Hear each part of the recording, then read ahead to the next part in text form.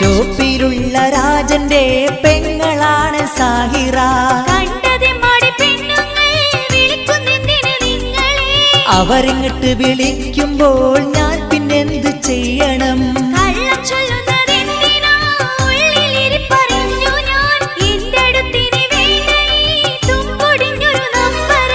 എന്റെ പൊന്നു സാഹിറ വെറുതെ പറയുന്നെന്തിനാ? പടച്ചോനാണിതു സത്യമാ, നിനക്ക് സംശയ രോഗമാ?